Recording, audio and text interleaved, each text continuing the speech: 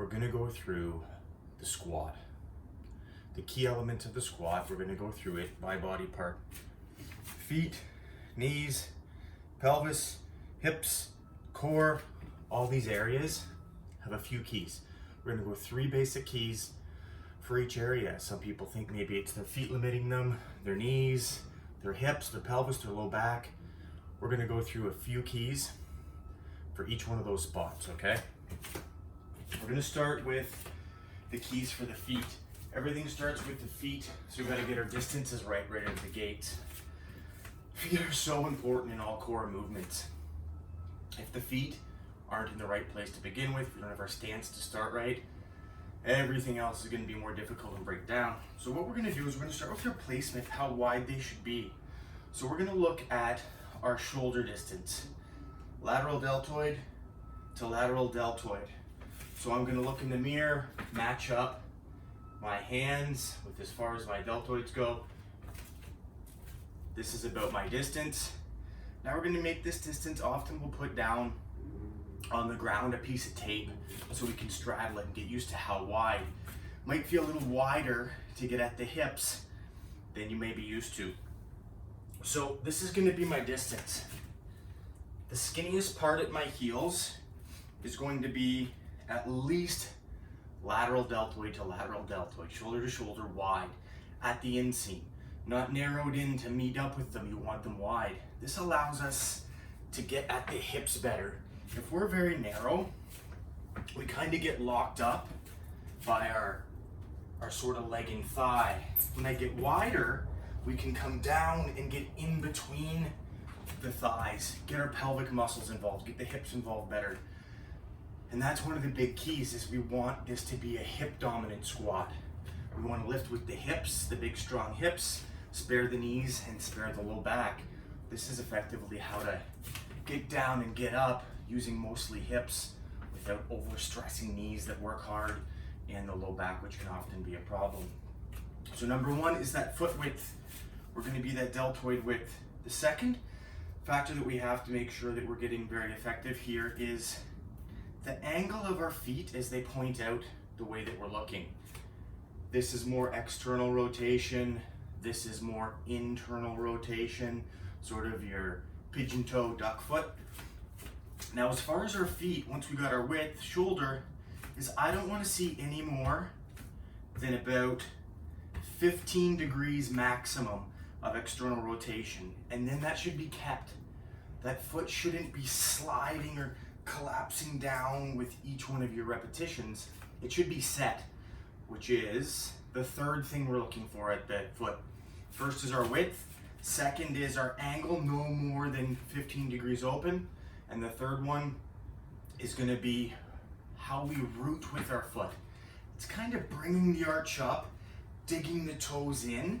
As soon as you start to do that with your foot, you're going to feel like you can feel the ground better. You can feel through your feet better.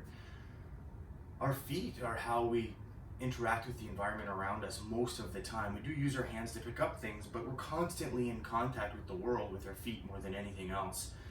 To just use them as stubs at the end and not have them active in something like a squat is just really discrediting how much they can stimulate the big muscles to activate when they're also moving instead of just collapsed and down. So we're going to get those feet active, grab into the floor, and then we're going to feel like we're spreading the floor apart. Root it and spread it. Then I can really feel hips starting to get engaged. They do help with that lateral roll. So we're kind of nice and rooted and our feet aren't going to be slipping around during the squat.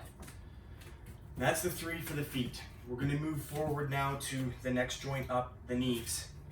Once we're wide, rooted, open, what we want to make sure is that if we look at our kneecaps the pointed direction, we want to make sure we're coming open with them. And open with them the whole time. And you can see this rolls the foot, keeps the foot in the same angle. I'm not opening and closing the foot, but the knees are quite wide now. Really wide, really sprung open. We call the corkscrew action, where we're rooted and we're corkscrewing those knees open right at the beginning. Once we've got that corkscrew motion really opening those knees back and forth, we want to make sure that as we start to go down, we can always see those toes. If I look over a knee, I can look down and see all my toes. As I go down, I can look and see all my toes. That's knees back. First one, knees open. Second one, knees back. That's a really crucial part to being able to get our weight back towards our heels a little bit more as opposed to up onto our toes, which is a really common mistake. It gets way more knee and low back involved. We want to be back and open, be down, be able to see our toes. Now with the knees, this brings us to the last one for the knees. Number 3 is I want that lower leg to stay almost perpendicular to the floor at all times. We say we can cheat a tiny bit to be the same as what's called our spinal angle. So at the side of my spine here, when I go down, I want this angle to be pretty similar to this angle, but really I want this tibia back. That's going to help us get back and into those hips a little bit more effectively. So again, hips, bare the knees and backs, biggest muscle in the body, big ball and socket joint, really effective way to get a little bit more muscle on a movement. Spare those joints. We're going to jump up to the pelvis now.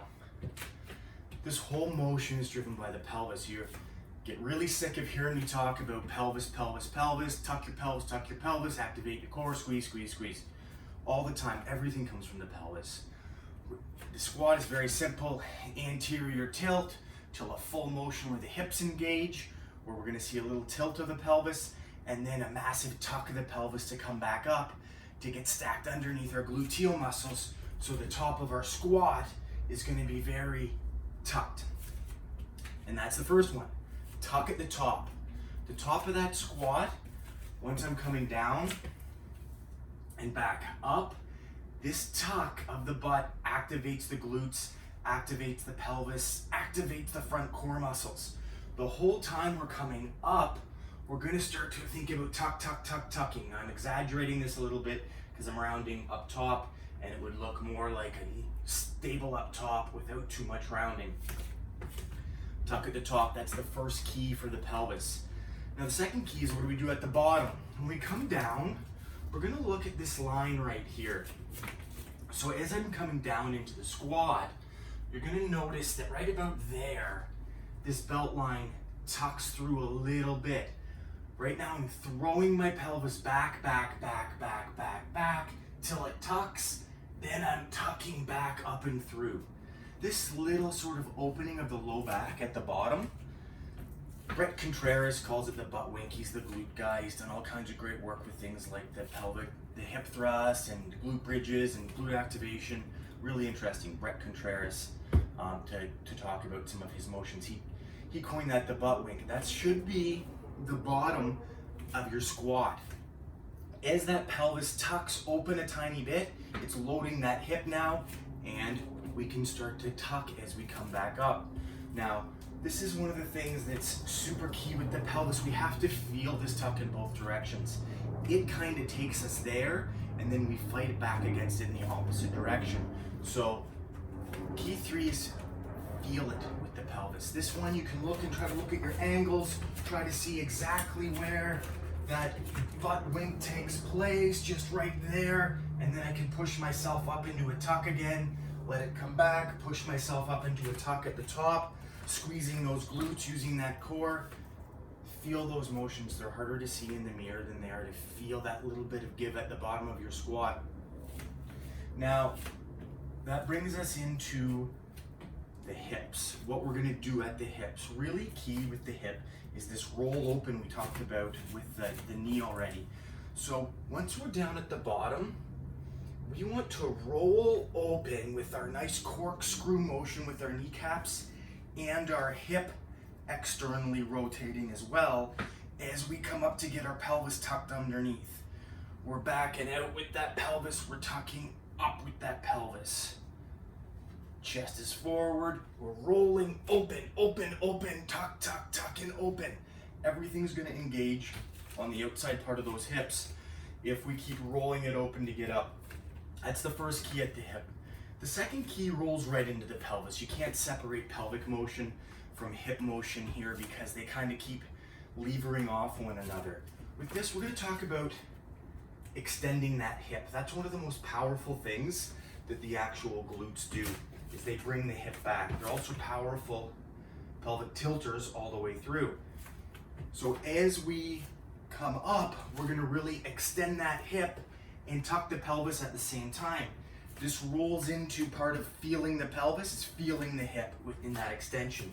So as we come down, we're back and open, knees are rooted. Now I'm gonna start to wanna feel like I'm extending my hip, sort of like we do on the leg press type action. Push into that floor, you're rooted, you're spread. It's like a leg press with the floor against the body. Think of it as moving that kind of motion, using that kind of technique each and every time. So that's the second one, extend the hip. Now, really key at the change of direction from the bottom, this transitionary period. I can't stress this enough because this protects both the back and the knees all at the same time by really engaging the hip. It's at the bottom. So we've seen from the bottom, we're looking to marker bottom is this sort of butt tuck type thing where a butt tucks, then we're gonna open. Now the open is the key here. At the transition from your down to up here, these knees have to feel like we're pressing the floor, pressing the legs, externally rotating, extending the hips, coming all the way up. Everything's open. You're gonna notice at the bottom, those knees wanna collapse in. They wanna come in like this often and then push you up. We need to get used to open, pressing the carpet, pressing the floor, opening with those knees, corkscrewing that hips, and really pressing open in that transition. So open those hips and thighs in that transition. Open, open, get them open. Now that goes right into, as we push open, that transition is very key because we have to utilize the core into a full engagement as soon as we change directions. We're gonna get locked in tight prior to the squat with a nice big deep in breath. So, and then locking on that big in breath. We usually start with about 6 breaths, even before we do a locking in breath, just a full.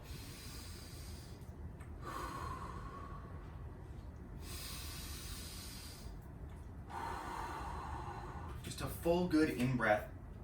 That's going to make sure our oxygenation, after doing 6 of these pre-breaths, is going to ensure that we have good oxygen saturation levels. We know after about 6 good deep breaths, in through the nose, out through the mouth, nice full and controlled, not rushed, is we're going to jack up our tissue oxygenation. You can look at this, any oxygen sensor. Really important to be doing this prior to big lifts. This is only body weight squats, but the mechanics are the same whether you got a lot of weight on your back or we're just doing body weight squats, which are my favorite. Great benefit. So the 6 breaths, then a big inhale. Now, the second portion is at the exhale at the bottom. We're gonna really lock that core so we got concrete for our hips to push off of. We have to be so stable through the hips and pelvis for our body to give us all that press power that we're gonna make sure that we lock the canister that is our core as we go. So when we're coming down to the bottom, locking that core and pushing off it. That helps the legs come open, stable off the back, and you'll feel a nice distraction, a nice traction at your low back as you feel those core muscles push on your thighs as you get up. It's a huge trick. A lot of these power lifters have big bellies, and when they get to the bottom, they can cantilever off their thighs by pushing their stomach on it. It's a great sheet. Use it to stabilize your core and use it to help you get out of the bottom. Now, breathe in at the top, breathe out as we transition. Now, we're gonna wanna make sure we're breathing out and locking all the way to the top. That's the third tip for the core. As you're breathing out and locking, get to your full pelvic tuck and glute clench at the top before you relock to go down and do another rep. So we're nice and locked at the top, right? Tuck at the top. We're coming down, tight and squeeze. Tight and squeeze, really utilizing the tension of the core to move the hip to stabilize the body. This is linking all the segments. We took this from the foot to the knee to the pelvis to the hip to the core. all these areas now